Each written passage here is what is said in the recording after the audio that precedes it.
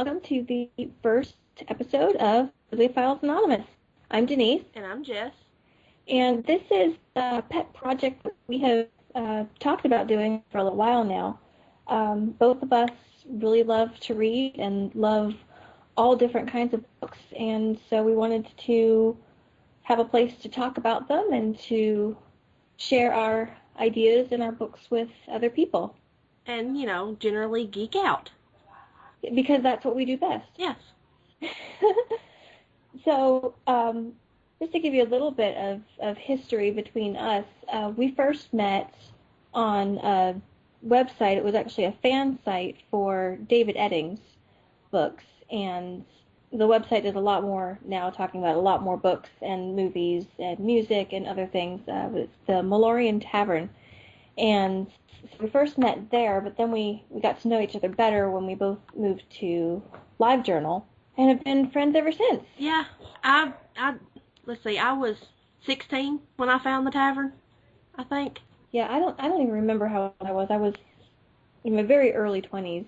I think I was 16, which was, I hate to admit this, 13 years ago. 13 years. God, I'm getting old. Hey, I'm older than you are. Yeah, well, I have a birthday Saturday. Oh, yeah. And I'm turning 29, and I'm not comfortable with it.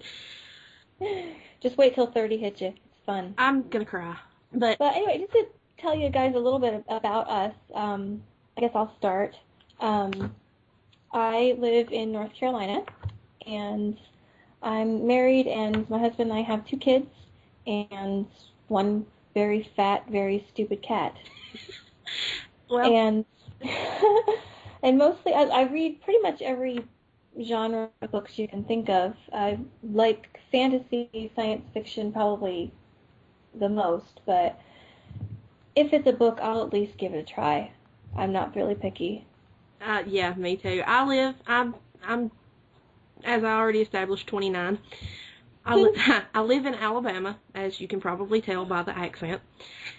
I still live with my parents, and a beagle and 2 cats. Life is fun.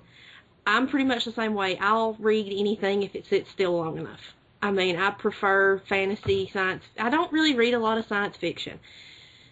I read a lot of fantasy and a lot of young adult urban fantasy. And I like forensic thrillers. I like words on a page. Yeah, pretty much if it's there, we'll read it. About the only thing I won't read is horror. I don't like horror. Well, some classic horror I don't mind. When I was in college, I had to read Frankenstein and Bram Stoker's Dracula, and I mean those were kind of the grandfathers of the classic horror story, and those are pretty good. My husband is a big H.P. Lovecraft fan, so I've read 1 or 2 of his short stories, and they were also pretty good, so I'd recommend those. But let's talk a little bit about what we wanted to do with our podcast here. Each week, we're going to talk about the books that we're reading and any books that we finished that we enjoyed and whether we recommend them. We also wanted to try and get some discussion about some books. Currently at the tavern, we have a monthly book club that discusses books. Usually it starts on the 15th of the month with a new book, so the new one's going to be coming up pretty soon. We're reading Hood by Stephen Lawhead, so keep listening for our discussion on that. But we're also going to talk about a lot of other different topics regarding books, especially when you have a book that's getting a movie adaptation. We're going to definitely be super critical about that. Always. I know for a fact, Jess, you have some very, very specific opinions on certain books that have been turned into movies. Oh, The Mortal Instruments. Yes. Yeah, that one's one of the ones that people are really looking forward to, and I'm looking forward to it and dreading it at the same time, because... Yeah. See, I felt the same way about all of the Harry Potters as they came on down the road. And I know you've said before, too, that you like them, but at the same time, there was all these things you just wish they had done slightly differently. Oh, I have a love-hate relationship with them, definitely. Yeah. It's like I love them to pieces, but I hate them. Yeah. Except for the third one, because I just hate that one.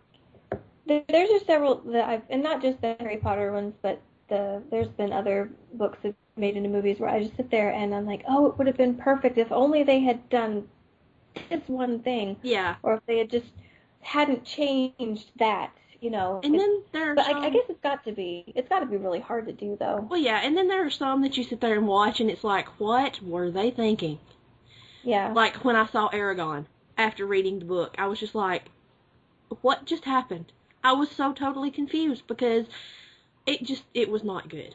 I never saw that one, but my stepson did, and he really enjoyed it, but he's also 8. Yeah, so well. He doesn't have as high expectations. As long as there's adventure and, you know, something exciting and a dragon, he's happy. Yeah. So let's start with talking about some books that we're currently reading or just finished. Jess, why don't you start? I just finished reading an interesting book called The Hollow by Jessica Verday. And what it is, the main character lives in the town of Sleepy Hollow. And at the beginning of the book, her best friend has just died. She drowned, apparently by falling off the bridge that the Headless Horseman rode across. Well, the main character, the protagonist, she doesn't believe that her best friend is actually dead because they never found a body. And at the funeral or rather memorial service that they had for her, she meets this guy, and she ends up, you know, talking to him a lot, but he's very mysterious. He won't tell her a lot about himself, and it was a very interesting thing because a lot of the actual legend of Sleepy Hollow is brought into the plot. And the protagonist, she makes perfume. She makes custom scents for different people that she knows really well, and that intrigues me because I love perfume. I have more perfume than any one human being should have. And the way they keep talking about her perfume, I'm sure it's going to become very important later on in the series, but the library didn't have the rest of them when I went to get them, so I'm going to have to wait till they come in to read it. But it was really good. I mean, it was a lot better than I expected. That sounds interesting. It was definitely worth the read, and of course, we both just finished the study series by Maria Snyder, which I fell in love with so hard that I wanted to turn around and read the entire thing again as soon as I finished. Yeah, I enjoyed it. There's 3 books, Poison Study, Magic Study, and Fire Study. And I really enjoyed the first one. The second one, I enjoyed it, but I was having a hard time getting into the story, or not as much as the first one. And then the third one, for some reason, I just had a really hard time finishing the third one. I finally did, and I really liked it. I don't know exactly what it was, if it was just that I have so many other things coming up that I wanted to read that it was just like, oh, I just got to get through this. Yeah. I've done that a lot, but overall, I really enjoyed it. There was a lot of really good characters. I know one in particular that you absolutely loved. Oh, yes. I don't know. Well, see, I made the mistake. There's another trilogy that comes after those. Mm-hmm. And I actually read that trilogy first. Oh, okay. Without knowing that the study books came before the glass books. Right. So, it's kind of weird. I think part of the reason I enjoyed them so much is because I had read the others first. It's weird. I'm like that. People say that they don't like spoilers. I'm the kind of person that if I get spoilers, I usually enjoy the book more. I'm weird. I'm the same way with movies, because I caught the tail end of a movie on TV one night, and the reason I stopped on it is because an actor that I really liked was in it, and I only saw like the last 30 minutes, and I was like, that was so bizarre. What? I need to see the rest of this to know what was going on. So I finally got the movie. I got it from Netflix, and me and one of my friends watched it. She had never seen it, never heard of it. Well, at the end of the movie, I had fallen completely in love with it. It was one of my favorite movies that nobody's ever heard of. She was confused. She was like, I don't really know what to think. But then the second time she watched it, when she knew what was going to happen, she fell in love with it. Right. So I'm kind of weird like that. If I kind of know where it's going, I tend to enjoy it more. I'm weird. Right. Well, see, the thing is that a lot of the characters, especially Balak, which is the one that we're talking about here, you spend a lot of the time kind of wondering where his loyalties are. Yeah. And he's very ambiguous, even in the later books, when you think you know, but then you don't know for sure. So I think maybe that's part of it, because you knew whether or not to trust him. Yeah, I did. Whereas I spent the whole time, even into the third book, I'm like, okay, I know he's doing this and he's acting like this, but he also, he's kind of torn between these two countries, and he doesn't know, you don't know what he's going to do, and sometimes I don't even think he knew exactly what he was going to do. But I haven't read the Glass series yet. I have them. But in that sense, he's a very well-written character, because, like you said, sometimes you can tell that he doesn't even know what he's going to do. Oh, yeah. That's one of the things that I loved about her books, is that all the characters are really well written, and they weren't, sometimes with fantasy especially, you can have kind of cookie-cutter characters. Yeah. That are just, you ought to have a wizard with a big, long beard because it's a fantasy story, and therefore it must be there. Yeah. I was really impressed with Snyder's characters, because you didn't have any that were just, these tropes that you had to throw in there because it's a fantasy novel. You had a couple of them, but for the most part, all of her characters were really complex and really interesting, and each had their own story. None of them were just there just to be there, you know? And I like the fact that the Glass books, too, I read them first, like I said. It didn't really matter that I hadn't read the others. I mean, they made passing reference to stuff that had happened, but it wasn't in a way that you can't read the Glass books first. Mm-hmm. I mean, and it was, you get some of the same characters in there, Yelena and Valak and Ari and Janko. And I loved Ari and Janko. Well, they're in the Glass books too. And then you get a lot of new ones. Opal Cowan shows up at the end of the third one, or in the third one, second one, I think. I don't really know.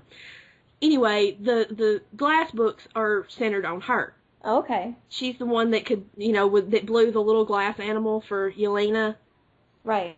The Glass books follow her and what she does, and like I said, there's references to the study books, but again, all the characters are really well written. Everybody that's introduced has a reason to be there. They're not just there because she needed filler.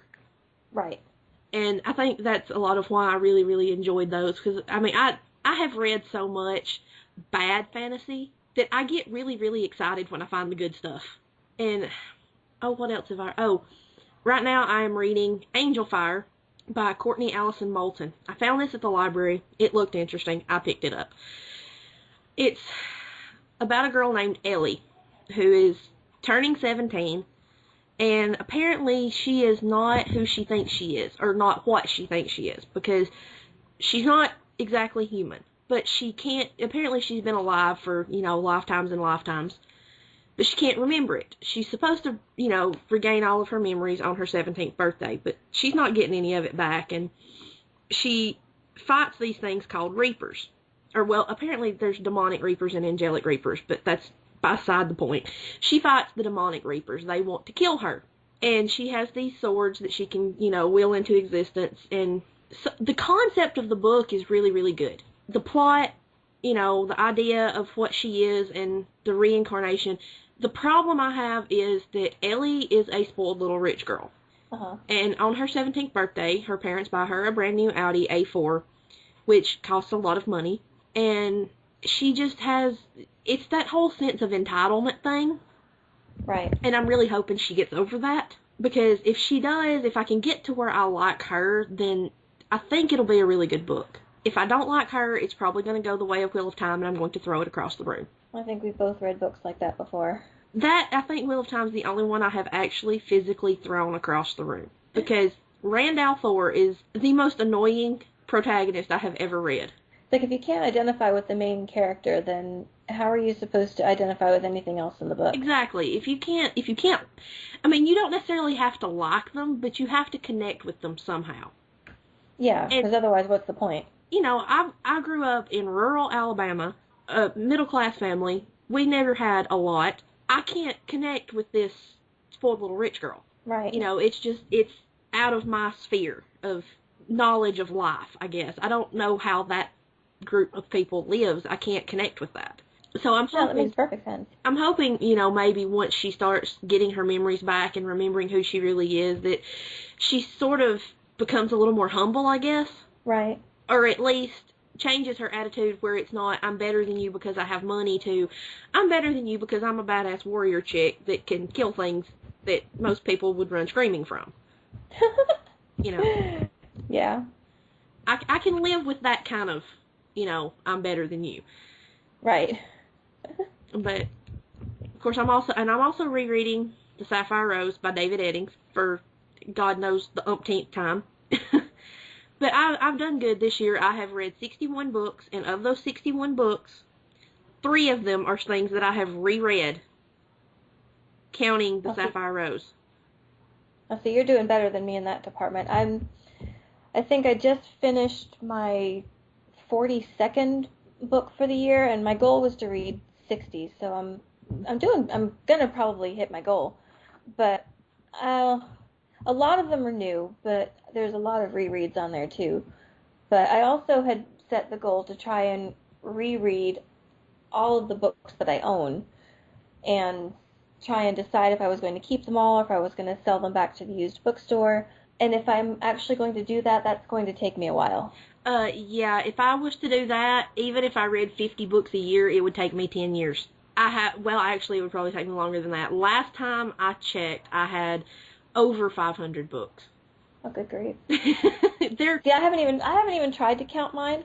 I'm rearranging my bookshelves, so I had to try and condense them because I got rid of 2 bookshelves in my room where I keep all my books. And I started to value my Kindle a lot more. Yeah. Because having to shuffle books and moving them around and trying to fit them in this smaller space, I'm thinking, ebooks aren't that bad.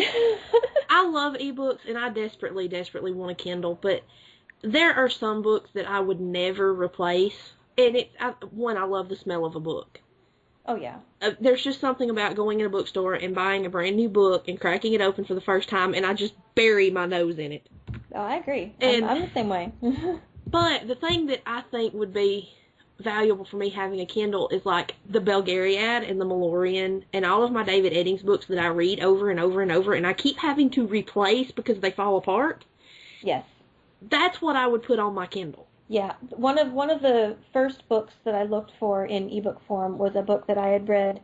I first read it back in high school. It was Phantom by Susan Kay, and what it's about, it's a retelling of the story of the Phantom of the Opera. Only she goes back and tries to tell his entire story from the time he was a little boy and growing up and traveling in freak shows and living among the gypsies and traveling to Persia and becoming an architect for the Shah, and just this whole big backstory of a very mysterious character that, nobody really knew anything about him other than he was a musician and a composer and a genius and also a psychopath and a murderer, but we'll skip aside that part. But I remember I read that book so many times that the spine ended up having to be duct taped together, and it still wouldn't completely stay together. It was like I found the one thing that duct tape can't do. It could not hold this book together any longer. And that I found out that the book was out of print for a while, but I think it's just come back into print again. But they did have it in ebook form, and I just immediately bought it because there's no way I can tear apart an ebook. Yeah. No matter how many times I read it. That's true. So, but yeah, there's a lot of books that I've had like that. How many times do you have to replace them because you read them so many times? Yeah, mine has mostly been Edding stuff. I'm on my 2nd copy of Belgarath the Sorcerer, my 3rd copy of Pawn of Prophecy, my 2nd copy of The Ruby Knight, and I really desperately need new copies of Pawn of Prophecy and The Diamond Throne. My Diamond Throne is kind of like that. The spine has been taped together, but it's still not staying. Yeah, some of my Eddings books you can't even read all of the title on the spine because it's peeled back so much. I mean, to be fair, all of my copies of Pawn of Prophecy have been used copies to start with, but still, Right. I'm on my third one. That's a little ridiculous. Right. But that's which now I have the Belgariad and the Malorian, the omnibus editions. I have the Belgariad in 2 volumes and the Malorian in 2 volumes. But I still like having my individual copies. They're a whole lot more portable. Yeah, well, yeah, when you get the big compact editions, you can't take them anywhere. They don't fit in a purse. No. I don't carry a purse anyway, so. But, actually, they might fit in my purse. I've got a pretty big one. But I've got into the ebooks more lately because I have an iPhone now. And, yeah. And if you've got the ebooks in EPUB form, the iPhone will open them in iBooks. So that has made, because that I carry with me everywhere. And if I'm stuck somewhere with nothing to do, I have books on my phone. Right. I can always read. Oh, the very first thing when I got my smartphone, I found out that I had a Kindle app on there. Oh, yeah. And that was the end of it. I was so excited. Even more excited than just having my first smartphone. I was so excited to have a Kindle app so that I have to take my phone everywhere because I'm not that I'm on my phone that often, but I just feel safer in case I'm like in a car accident or something like that. But I take it everywhere. So no matter where I go, I have like a dozen books just right there. Yeah. I love that. I mean, it's just technology. I love it. Except when I hate it. Well, there's a couple books that I've recently finished. I'll tell you about those. I've been on kind of a Neil Gaiman kick. I had started reading his Sandman graphic novels. I've never finished them. I read the first volume, and I think I started the second volume, but then I didn't have a chance to actually read further than that. But I picked up at the used bookstore a copy of The Graveyard Book, which is definitely young adult or even younger than young adult, but it's about this little boy, and his name is Nobody, or they call him Bod. And when he was a baby, his family was murdered, and he was able to get out of the house and crawl into a local graveyard. And he stayed there, and the ghosts in the graveyard protected him and took care of him. So this is his story of growing up around all of these ghosts, and all of them are quirky, and most of them are from like the 1800s, so they know nothing about the modern world, really, because they can't really go anywhere. And he has to stay inside the graveyard in order to be safe, because there's still somebody out there that's looking for him, because they know he survived when the rest of his family was murdered, and they want to finish the job. So he's stuck in this graveyard with all these ghosts and other creatures. He makes a couple of friends in the outside world, but it's difficult for him to really see them because his life is so much different than theirs is. But it was a really neat concept, and it was so quirky with all of these ghosts and these different characters. The other thing I really enjoyed about it is that since it is for younger readers, is it has pictures. I always love pictures. And why don't more grown-up books have pictures? I mean, really, why don't grown-ups like pictures? Well, see, I have a theory about that, about why young adult stuff is better than adult stuff. And I think it's because the authors of young adult books don't expect their readers to have outgrown their imagination. Kids... That's a good idea. Yeah. Younger readers are more willing to suspend their belief to read a book than most adults are. So they're able to get away with more and do more imaginative things and take more risks. And I think that's why I have read so much young adult stuff lately. That's a good idea. I'd never thought of it that way, but you might be right.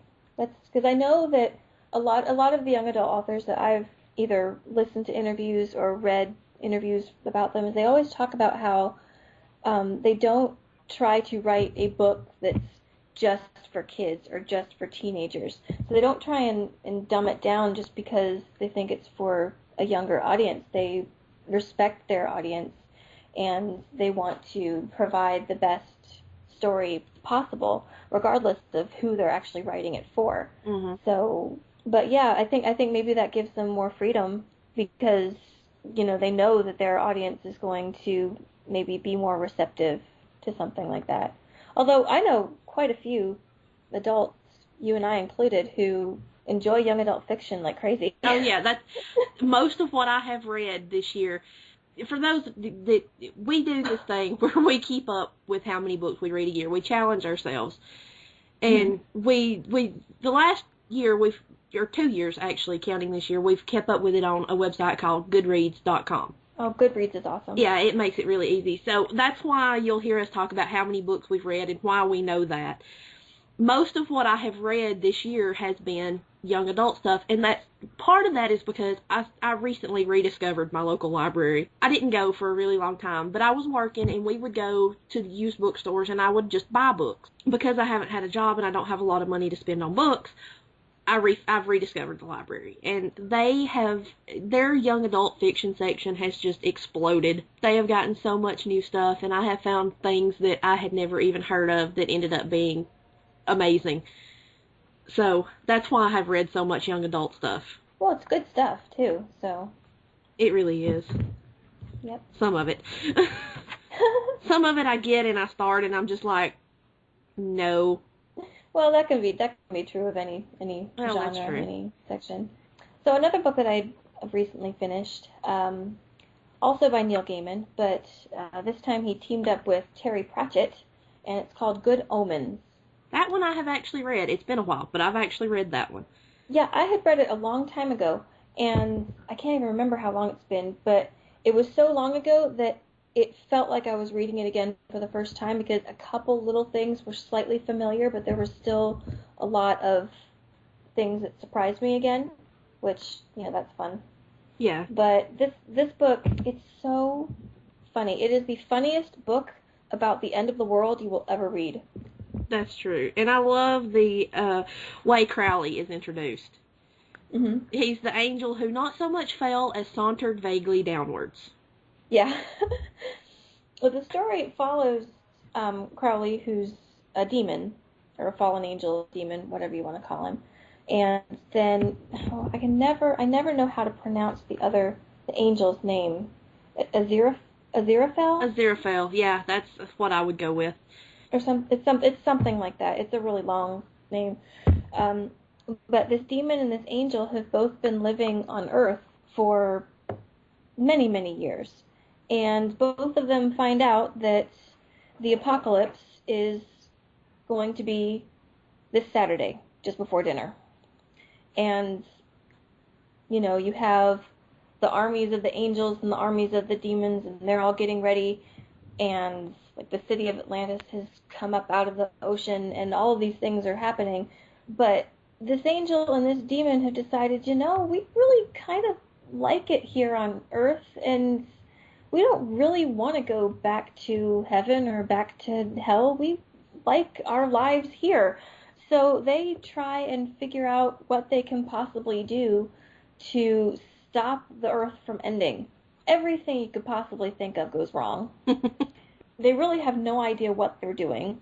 They're trying to find the Antichrist, who is a small child at the time, and they've been following the wrong kid ever since he was born. So they have no idea where he is. You have the 4 horsemen of the apocalypse who are showing up on motorcycles. You have this book of prophecies that was written by a witch back in the 1600s, and you have her great, however many greats, granddaughter, who's trying desperately to follow all of the prophecies in order to figure out what's going on and what she needs to do. So it's just basically organized chaos, but it's told in such a snarky, quirky, sarcastic kind of way that you just read it the whole time thinking, well, if the end of the world's going to be this funny, then, bring it on. Yeah. It was very amusing. It was, of course, you got Terry Pratchett involved. It's going to be funny. I mean, yeah. I haven't actually had the opportunity to read a lot of his stuff, but it's on that list of things to read before I die. I'm pretty sure that list is longer than my lifespan, but one day. Mine is too. That's the thing about being a bibliophile. You want to read all the books. Yeah. Then I know there's got to be some new releases you're excited about. Actually, I have not seen a lot of new releases right now. I've been so focused on trying to read the rest of the books that I just recently bought that I haven't had a chance to look. I know that I don't remember the name of it, but it's the second book in Maureen Johnson's Shades of London series, and the first one was called The Name of the Star. And let me see if I can find the name of the second one.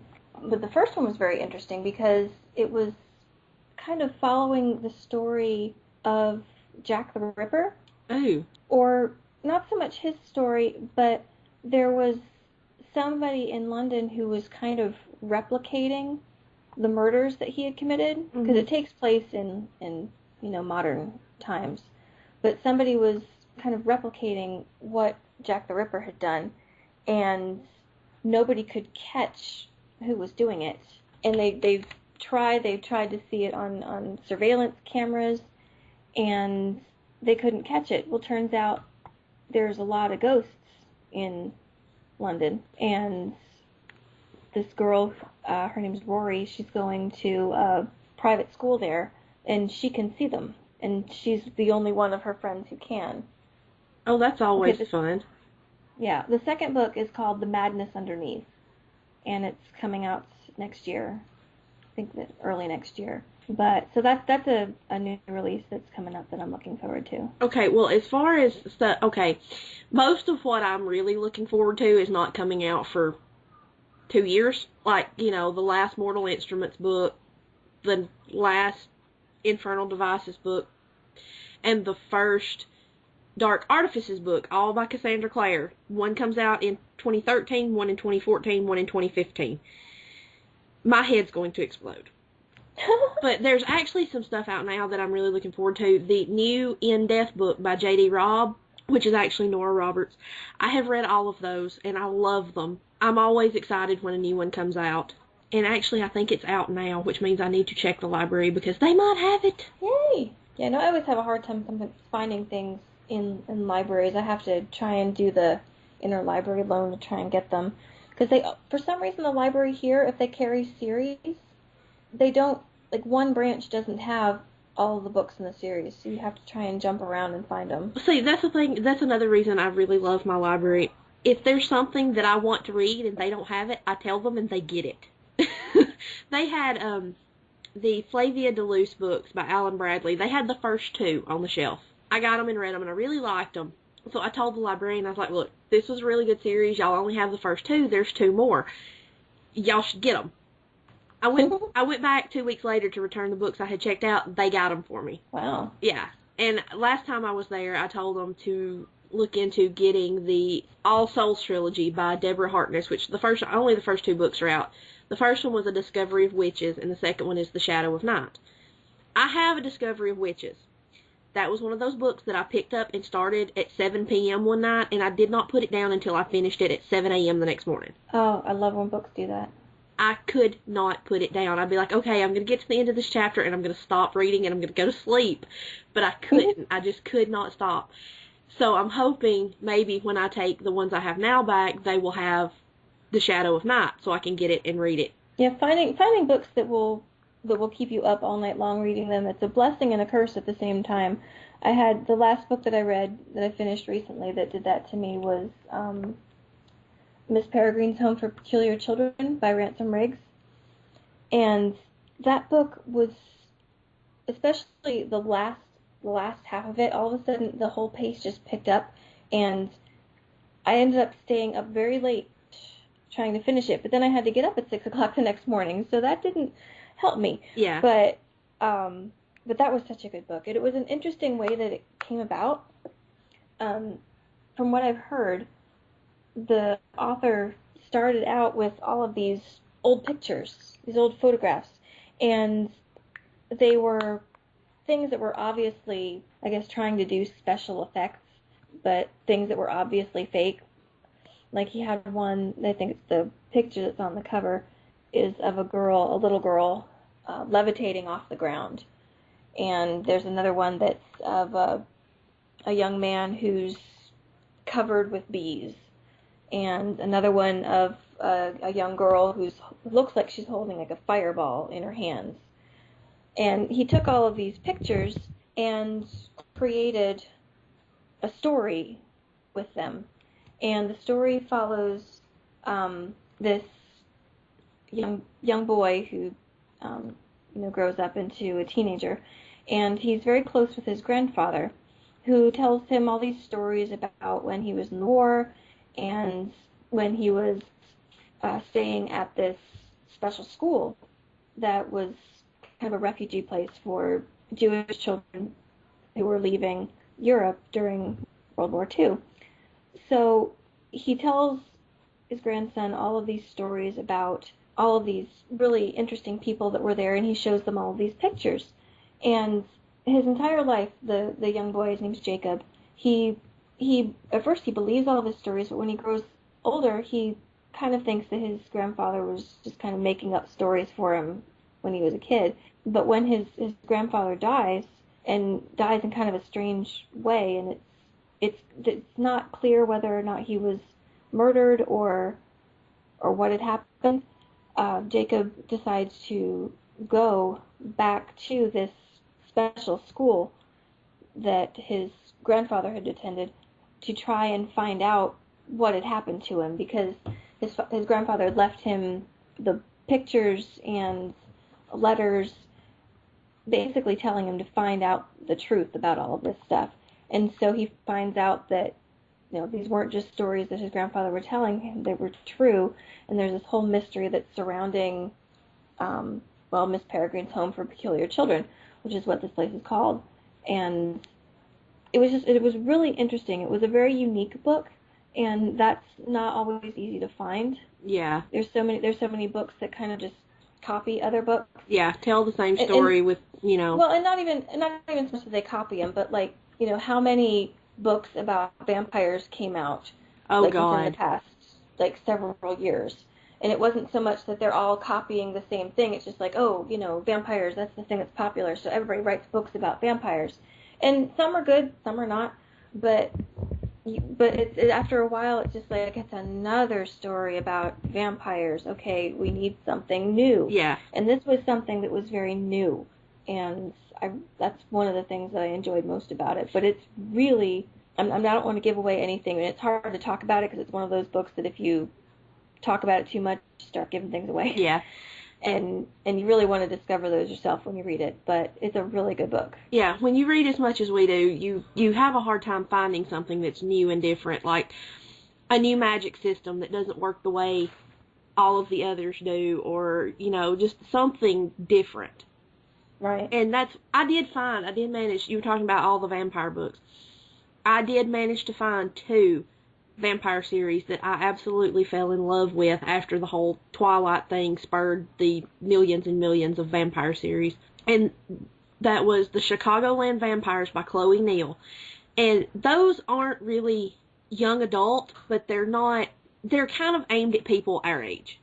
Mm-hmm. The main character, I think, is 27, and that is one of those series. I read the preview on the Kindle app on my computer, which was the first chapter. Mm-hmm. Immediately bought the first book, and I have bought every one since then as soon as it came out. And there's a new one coming out in January, February, something like that, soon. I've read all 6 of them so far, and they're really, really good. They're not the same vampire story over and over, and the vampires don't sparkle, so that's a bonus. And the other is the Blue Bloods series by Melissa de la Cruz. This is a completely different take on vampires than I have ever seen before. It's one of those things that I can't really explain because it's kind of one of the big plot devices in the first book that you find out why they're vampires and where they came from and why they're called the Blue Bloods, but it's really, really different. I mean, it's not what you would expect. Uh-huh. And in one of the books, she kind of takes the legend of the Croatoan, the lost colony in Roanoke that everybody just kind of disappeared. Right. And she sets an explanation in her vampire universe for that, which is really cool. But they're both, if you like vampires and assuming if you like horror vampires, you're not going to like these because these are not those kind of vampires. But if you like vampires, definitely check out both of those series. They're both really, really good. That sounds good. Yeah. Because I enjoy a good vampire story. Actually, but again, it has to be something that's not just copying like Twilight or one of those other ones. It's the Shadow World series by Diane Sylvan, and there's 3 books out right now, and a 4th one that is coming out beginning of next year, I think. The first one is The Queen of Shadows, the second one is Shadow Flame, and the third one is Shadow's Fall. But the thing that is really neat about hers is that oftentimes with some of the vampire stories, they're just kind of living on the edges of society or kind of in hiding. But her vampires actually have almost like a system of government. And like, for example, the United States is split up into several districts, and it has, they're called primes that govern each district. And basically what they do is they try to control any of the other members of the shadow world, which they call them like vampires, werewolves, all of your supernatural people, to make sure that they're not causing trouble and risking exposure of all of their world. And so it is a story about, a mortal woman who falls in love with the vampire, and he's beautiful and everything. But so there's a little bit of that, but the way it's told is different because of how they meet and just this whole system that this girl kind of comes into. And she's not just, out there and she sees them, and she's actually becomes part of this secret society that is working to not just protect the vampires, but to protect the mortals as well, because one of the problems that they have is that you have these kind of rogue vampires that don't follow the rules, or that were loyal to maybe the old regime or something like that, and they have to make sure that they don't get out of control. And the other thing that's really cool is that the main prime that we follow, his name's David, he is a complete and total technology nerd. He has spent his many years on this earth getting like doctorate degrees from MIT, and so his area, he's the southern United States, and he's based out of Austin, Texas, and like they have all of these different ways that they communicate, and all of these like technology ways that he scans like his area and keeps track of what's going on. So it has the best of both worlds. It has like the technology, almost not science fiction because it's all probably possible, but you have like the tech stuff, but you also have the fantasy stuff. So it's all together. Yeah. If that makes sense. Yeah, it's like a geek stream, Yeah. But those books are really good. So we were talking about new releases. I'm really looking forward to her 4th one coming out, because the 3rd one ended on the worst cliffhanger ever. Oh my God, I hate those. And I seriously sat there, I closed the book, and I'm just like, no. What? No, you can't do that. Chloe Neill did that in her Chicagoland Vampires on the end of the end of the 4th book. I'll just say she killed somebody, and that's where the book ended. And I was like, no, that is not cool. Not cool at all. No. Granted, she writes her books pretty quickly, and there's usually 2 a year that come out in this series, so it's not that bad. What really gets me is when an author writes a cliffhanger and it takes them 4 years to release another book. Yeah. Which happened to me. I read the Green Rider series by Kristen Britton. I found them at the library. They had 4 of them. I thought it was a complete series. I looked on Fantastic Fiction, and there were only 4 listed. No new releases listed for the next year or whatever. So I thought, oh, it's a complete series. I'll read it. I get to the end of the 4th book, and the main character's trapped in a stone box. And that's where it ends.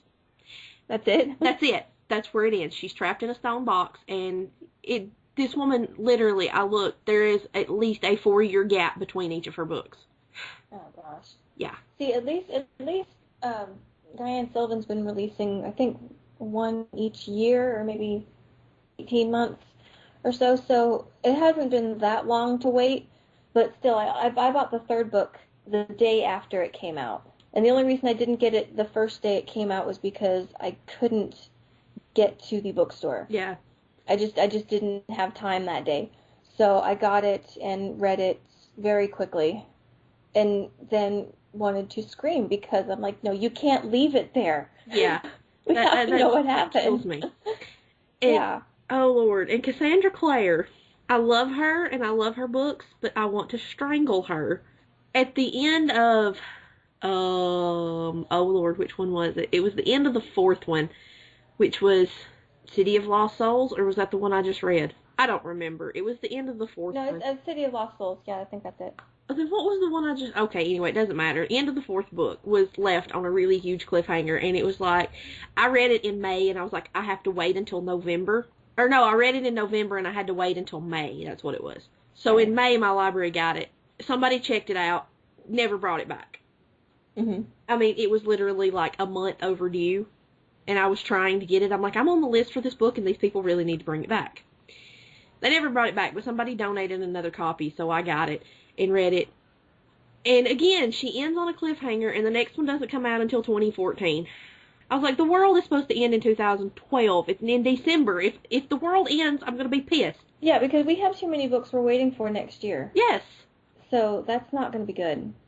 There's too many series that I need to finish that are not going to finish until after 2012. So the world cannot end in December. Well, see, all we have to do is find Aziraphale and Crowley and get them to stop the apocalypse from happening. That's true. Or the Winchester brothers. Yeah. From Supernatural, because, they averted the apocalypse. They can do it again. I'm a total Supernatural geek, too.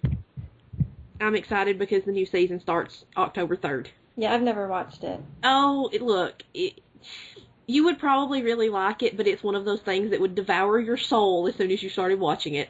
You wouldn't be able to stop because it's that good. Oh, really? Oh, yeah. I mean, basically, it's the story of these two brothers that are hunters. What they do is they go out and hunt and kill supernatural beings. And their dad comes up missing. Sam has decided he doesn't want to be a hunter. He's gone to college, fixing to start law school.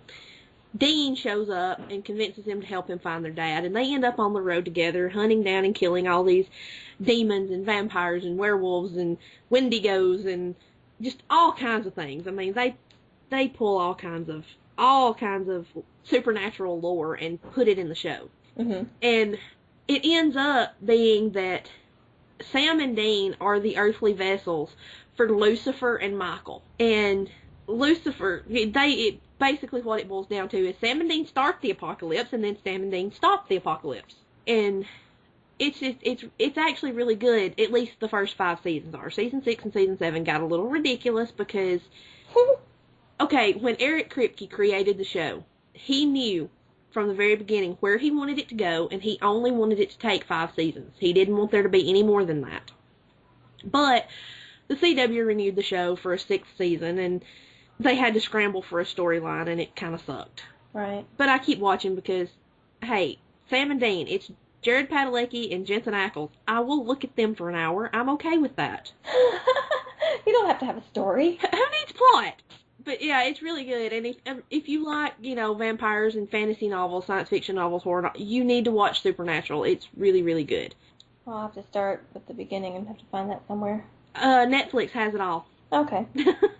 Well, I'll accept season. I don't think they have season 7 yet because it's not even out on DVD yet. But they have the first 6 seasons. I have season 4 through 6 still on my DVR because actually TNT shows 2 episodes every day in the morning, 8 and 9, and I've recorded them all and I've been watching them again. But yeah, it's actually really good.